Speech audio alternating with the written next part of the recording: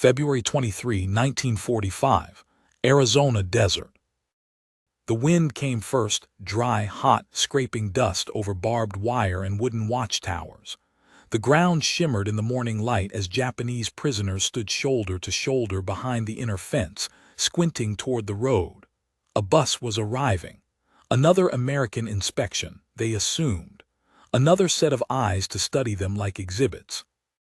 Lieutenant Haruki Ishida tugged at the loose collar of his worn khaki uniform.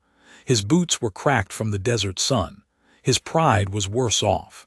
Back in December 1941, he had helped plan the attack on Clark Field in the Philippines. He had watched American aircraft burn from the sky. Now he was watching a school bus rumble toward a POW camp like a yellow beetle, trailing dust behind it. He turned to the soldier beside him, an older sergeant from the 48th Regiment. "What is this?" The man shrugged. "Americans are unpredictable. Maybe they're moving troops." But it wasn't soldiers who stepped off the bus. It was children. A dozen of them. Boys in white shirts and suspenders. Girls in cotton dresses and bright headbands. Laughing, carrying brown paper bags and lunchboxes. For a moment, Ishida thought it was a trick, a propaganda exercise. But there were no cameras, no officers watching. Just children walking toward the fence. He stepped back, stiffening. Some of the other POWs muttered in confusion. Had their families been brought here? No, that was impossible.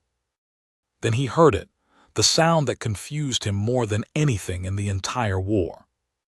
A girl, maybe 7 or 8 years old, waved to him through the fence and smiled. Not a mocking smile, not one of fear, but one of innocence. He froze. The last time a child had looked at him, it was in a burning village in central Luzon. She hadn't smiled. She had screamed as her home collapsed behind her.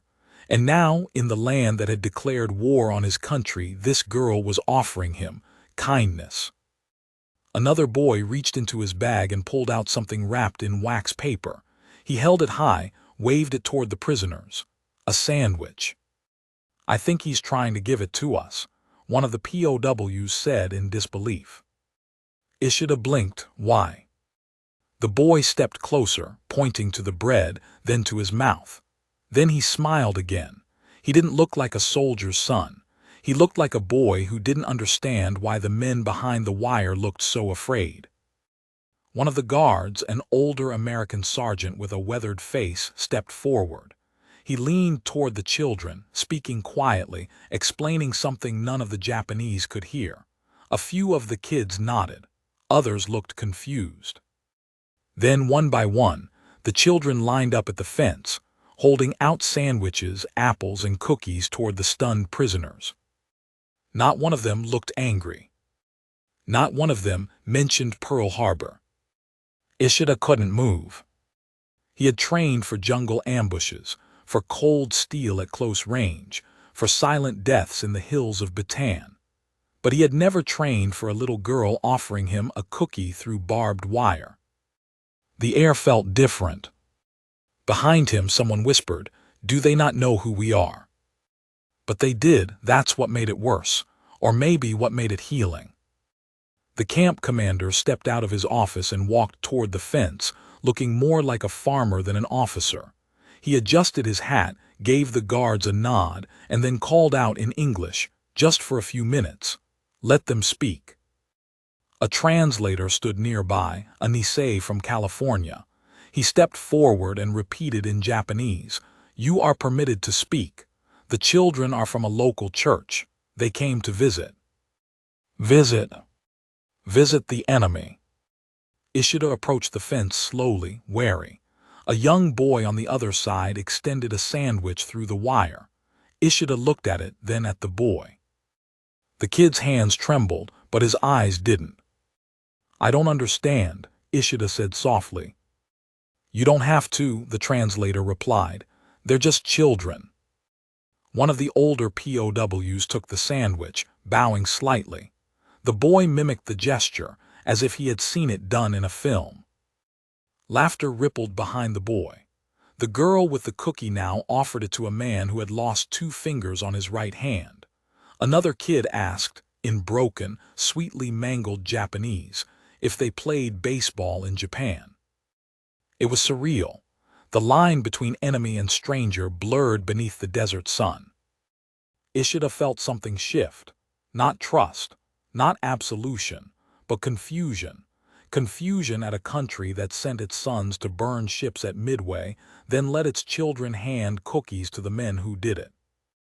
That night the mess hall was quieter than usual. The prisoners sat around their trays, eyes lowered. "They're being used," someone said. "It's manipulation." "No," said the man who had taken the sandwich. "It was real. The child was real." Ishida didn't speak. He sat at his table, hands folded, head bowed slightly. For years he had served an empire that told him Americans were weak, decadent, violent. He had watched Manila burn. He had lost friends to artillery, to bayonets, to phosphorus. And yet, that little girl smiled at him. And he had no defense against it. He lay awake that night in the darkened barracks, listening to the desert wind scraping against the walls. He didn't see the girl's face, he saw her hand. The small, open hand through the barbed wire. It didn't make sense. But for the first time since capture, since the grueling walk across Luzon, since the months in a boxcar with no water, Ishida didn't dream of fire or blood. He dreamed of the color yellow. And the sound of a child laughing. The next morning came with the familiar sharpness of desert light, the kind that made even shadows look hostile. But something about the compound had changed. It wasn't visible from the watchtowers or in the mess line, but it hung in the air, quiet, tentative. When Ishida stepped outside the barracks, a dozen eyes met his, not with suspicion or command, with questions. No one spoke of the girl in the white dress, or the sandwich, or the boy who tried to speak Japanese while handing over a canteen of cold orange juice. But every man who'd been at the fence yesterday stood a little differently now. He made his way to the sink basin outside and splashed water over his face. Behind him, Corporal Nakamoto approached slowly. His right hand was still wrapped in a bandage from a welding injury sustained during work detail. "They're coming again," Nakamoto said. Ishida turned. "The children." The corporal nodded once. "Another group." Ishida stared past the compound gate, into the horizon where dust plumes sometimes became trucks, sometimes became illusions. "It wasn't normal," Nakamoto added, rubbing his neck. "None of this is." "No," Ishida said, "it's not." They had come from a world where weakness was despised, where compassion was called decadence, where enemy children were taught to fear them, and with good reason. He remembered marching through Manila as children wept in the gutters. He remembered a schoolhouse roof still burning as he passed by, boots crunching over chalkboards. He had always told himself that this was war, that there was no place for softness. And yet, yesterday, a 6-year-old had offered him a cookie. He couldn't forget the sound of her voice. "Hi, my name's Emily." It had broken something in him, not pride, not identity, something deeper. That afternoon the bus came again. This time fewer POWs gathered near the fence. Some stood back in silence. Others approached cautiously. The children came armed again, with lunches, drawings, a football one of them clutched with both hands like a precious artifact. The translator was back. He stood between them, facilitating what little communication he could. Emily came again. So did the boy with the sandwich, whose name was Billy. Billy handed over a small drawing through the wire, crayon lines, crooked and bold. A tree, a sun, a figure labeled soldier. Ishida held it in his hands like it was contraband. Billy pointed at the figure. "That's you." "Me," Ishida said quietly. The translator repeated it in Japanese. The boy nodded. "Yeah." The figure had no weapon, just a smile. "Why?" Ishida asked, too softly for the boy to hear. Emily stepped forward. You're not mean. Ishida blinked. Why do you say that? She shrugged.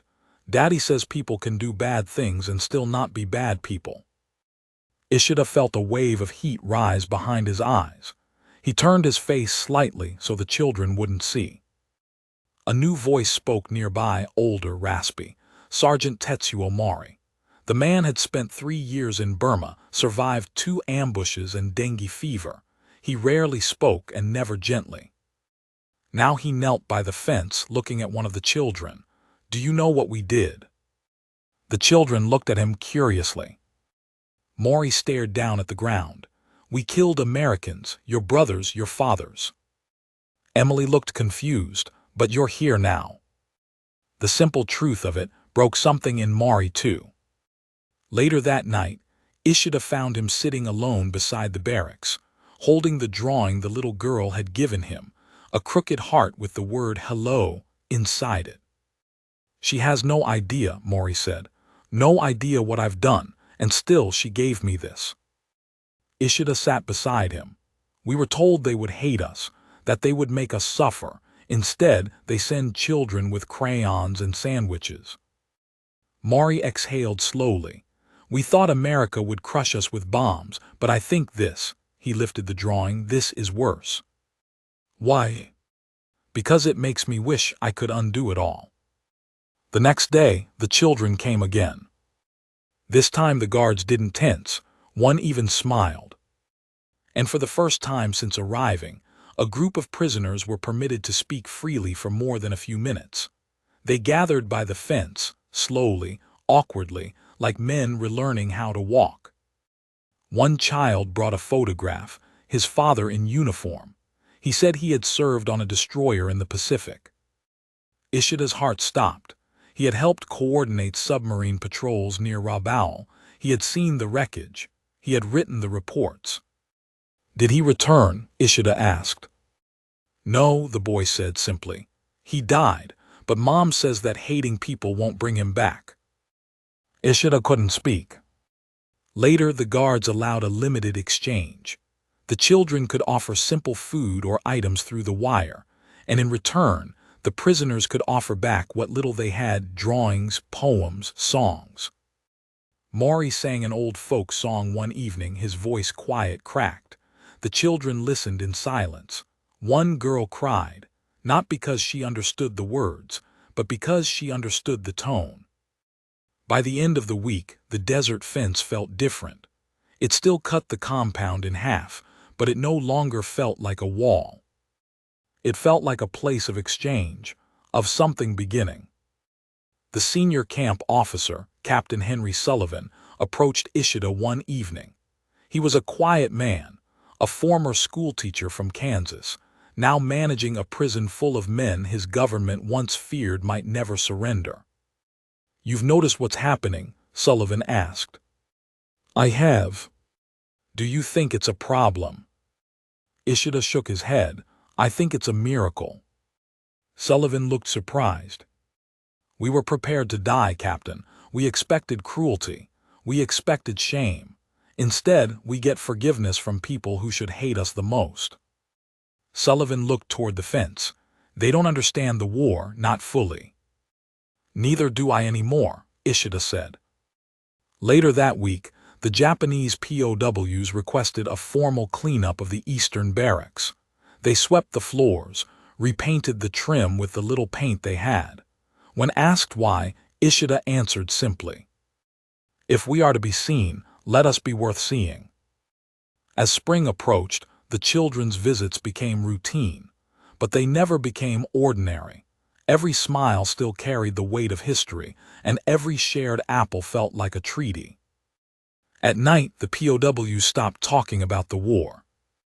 They started talking about letters, about mothers, about what they would say to the little girl if she ever asked, "Why did you come here?" No one had an answer. But for the first time, they were trying to find one. It was late March when the letter arrived. Not in a sealed envelope, not through official channels, but tucked inside a crayon drawing folded into quarters. One of the guards had found it near the outer fence after the school group left. It wasn't addressed to anyone, just a drawing of a flower in a child's handwriting. "Dear soldier, I know you fought us, but I think you're not bad. My mom says war makes everyone scared. I hope you go home soon. Love, Emily." No one claimed the letter. No one had to. Every man in the barracks that night felt it was theirs. The silence afterward wasn't heavy, it was holy. Maury read the note aloud once, then folded it and placed it under the edge of his blanket. "We were supposed to come here to die," he said, "but I think maybe we came here to be forgiven." No one laughed, no one argued. By April, a shift was happening that none of the officers could have predicted. The camp, once ruled by routine and hierarchy, began to bend in strange new ways.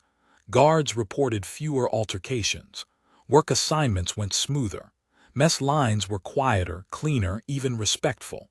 Someone swept the corridor outside the infirmary every morning, no one knew who.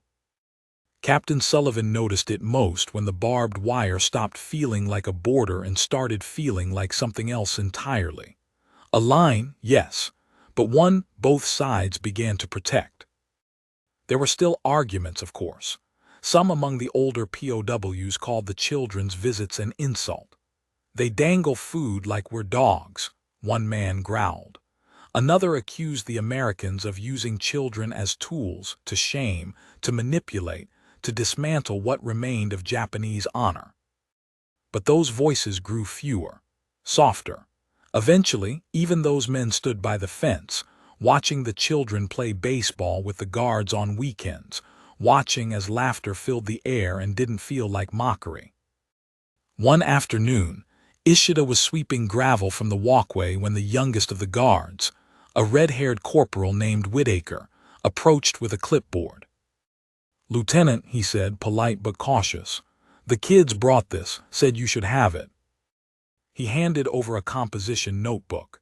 Inside were letters, dozens of them, each one written in shaky elementary school handwriting, some only a sentence, others whole pages, some drew pictures, most didn't say much more than "I hope you're okay."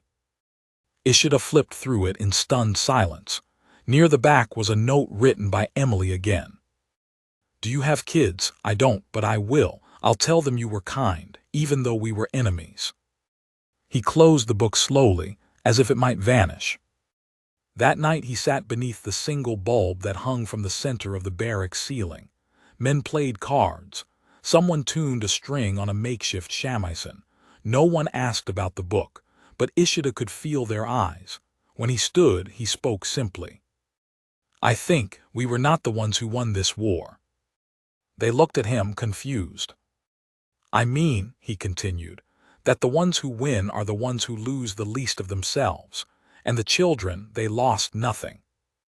A pause, then Maury nodded once and the rest followed, quietly, slowly. By May, the fences had names. The POWs began calling the north fence Emily's Gate. Not officially, not out loud, but every man knew what it meant. And then came the day they were asked to do something unimaginable, respond. The local schoolteacher, a woman named Mrs. Alden, had written to Captain Sullivan.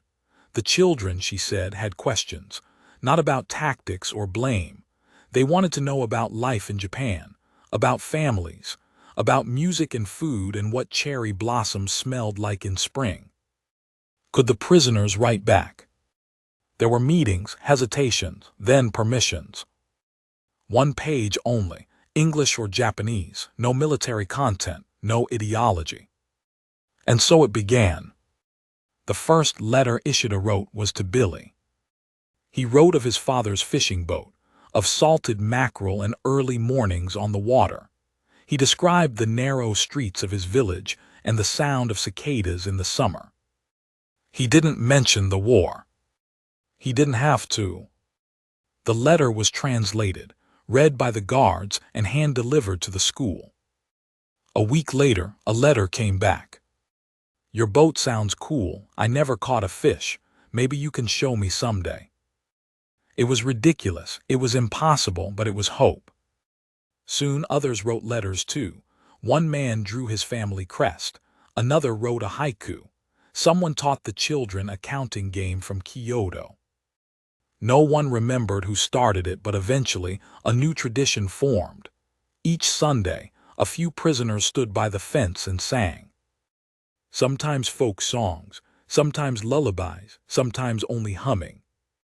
The children gathered just beyond the outer barrier, some sitting cross-legged in the dust, some leaning on their mothers, listening. It wasn't part of any program, it wasn't permitted exactly, but no one stopped it. Singing became the only thing that crossed the fence without permission. It went on like that for weeks, then months, until the day the telegram arrived. Japan had surrendered. Word came through official channels, then through whispers, then through silence. The barracks sat still for hours, no movement, no voices. Ishida stood in the doorway of the infirmary, watching the sky turn pink. Mori stood beside him. "It's over," he said. Ishida didn't reply. Mori added, "We lost everything." "No," Ishida whispered, "we didn't." That evening, Ishida asked permission to see the children one final time before the camp was disbanded. Sullivan agreed, under guard, with conditions. And so, on a dusty August morning, the fence that had divided enemies became the place where hands reached through once more to say goodbye. Billy was there, Emily too. She didn't smile this time. She just reached forward and held Ishida's fingers through the wire. "Will you go home now?" she asked. Ishida nodded, "If there is a home left." Emily pulled something from her pocket, a pressed flower, pale and flattened. "Then plant this, so you can grow a new one." He took it, not because he believed in miracles, but because she did. That night Ishida packed his few belongings: the notebook of letters, a drawing of a tree, a photograph of a boy with a baseball, a pressed flower between 2 pages. As the train pulled away the next morning, bound for the coast, he didn't wave. He didn't cry. He just watched the wire fence disappear into the desert heat. And in his mind, he heard the voice of a child, not accusing, not afraid, but impossibly kind. He closed his eyes and remembered something he once read in an officer's journal. The war will end one day, but how we are remembered depends on what we become after. He had been a soldier. Now perhaps he could become something else. The sea was calm as the troop ship approached Yokosuka. From the upper deck, Haruki Ishida stood alone, hands folded behind his back, collar flapping in the wind. He hadn't slept the night before, or the one before that. Most of the other returning POWs sat below, playing cards or watching the coast come into view through thick morning fog. But Ishida didn't need to see the shoreline to feel how foreign it already was. They were home, yes, but it wasn't the country they had left. The Japan they had fought for no longer existed. Beneath them, the docks of Kanagawa Prefecture had been rebuilt from ash. Steel cranes rose beside shattered foundations. American MPs stood at the edges of the port in clean uniforms, watching silently. But there were no rifles in their hands, no bayonets, just paperwork. No one spat on the prisoners as they disembarked. No one cheered. No one looked them in the eye. They walked down the gangplank in silence, the sound of boots on steel echoing louder than anything else. Ishida clutched the small bundle in his knapsack. It contained everything he had carried from Arizona: the notebook of letters, the drawing of the tree, and the pressed flower Emily had given him at the fence. He didn't know why he kept it, only that he couldn't let it go. The reintegration station was little more than a schoolhouse repurposed for bureaucracy. Inside, men in civilian clothes asked questions without emotion. Name, rank, where had you served, what had you done, where had you been held? When Ishida handed over his papers, the officer glanced at the American camp name, then paused. "You were at Camp Florence?" "Yes." The man's expression changed slightly, not cruel, just distant. Some of the returnees from Florence speak strangely about their time there. I imagine we do. Children, the man asked. Yes. He didn't elaborate, and the officer didn't ask. He just stamped the paper and gestured to the door. Outside, the city staggered on wounded legs, shops half opened. Railcars moved again slowly. There was rice, though not enough. Newspapers arrived every third day. People had stopped talking about the emperor and started talking about wages. Ishida walked alone. The address he carried led him to a neighborhood that had been bombed flat in '45, now rebuilt in cement and desperation. When he knocked on the door, a boy answered. He was maybe 9, shy, wide-eyed. Ishida recognized the expression, the same look Billy had worn the first time he approached the fence. Is this the Takagi home? Yes, the boy said. My uncle is inside. The man who came to the door next was older, lean, weathered. His left arm was missing at the shoulder. Lieutenant Ishida. Yes. I'm Takagi. We served in the same regiment in Luzon. They bowed. Neither man spoke for a long time. Finally, Ishida held out the notebook. This was something I was given. Takagi took it carefully. His one hand trembled slightly. He opened it, flipping through the letters and drawings. One page had been pressed so tightly that the ink had faded into the next sheet. He read silently. Then he sat down on the steps and put his face in his hand. You were given this, he whispered. Yes. By Americans. By children. Takagi looked up slowly, eyes red. I came back expecting hate. I wanted them to hate me. It would have been easier. I wanted punishment. I did too. Takagi looked back at the book, and instead they gave you drawings of flowers. And smiles. Do they know what we did? I think they know more than we think. For weeks, Ishida stayed in Tokyo, finding work where he could. He sorted freight at the train yard, then copied invoices at the Ministry of Agriculture. Eventually, he stopped wearing the old boots. He trimmed his hair. But he kept the notebook. Sometimes on the train, he opened it just to read the shortest letter again, 4 words, written by a child who never signed their name. You are not evil. He didn't believe it every day, but on the days he did, the world felt possible again.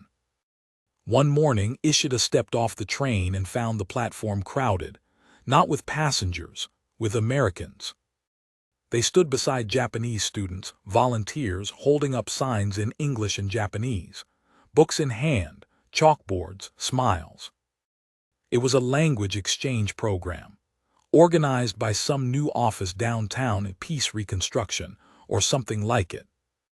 A young woman handed him a flyer before he could duck away. She looked about 19, hair neatly tied, not afraid. You speak English? She asked in careful Japanese. He nodded. You can help. We're short on instructors. You've been to America, haven't you? He hesitated, then took the flyer.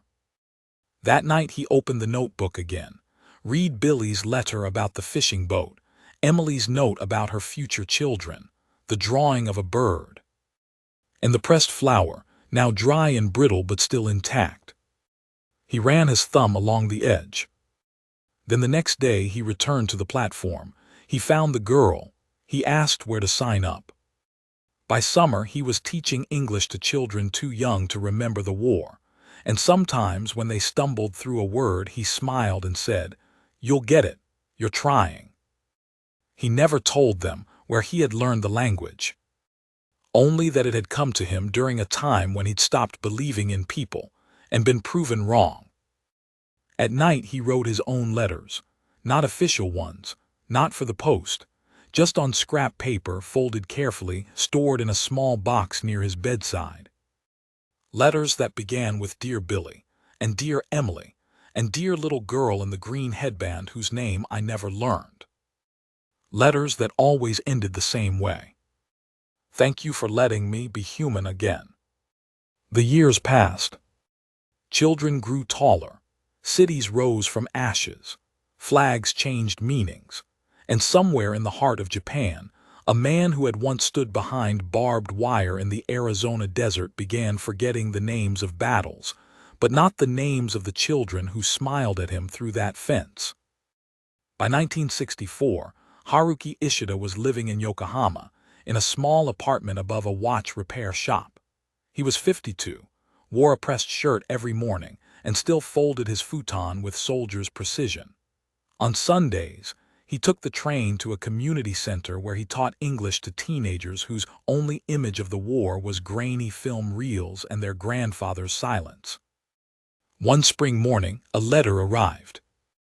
It was foreign, cream-colored, written in looping cursive he hadn't seen in decades. The return address said Kansas. He opened it slowly, expecting official news, some invitation or correction or distant bureaucratic error. But it was simpler than that. Dear Mr. Ishida, I'm not sure if you remember me.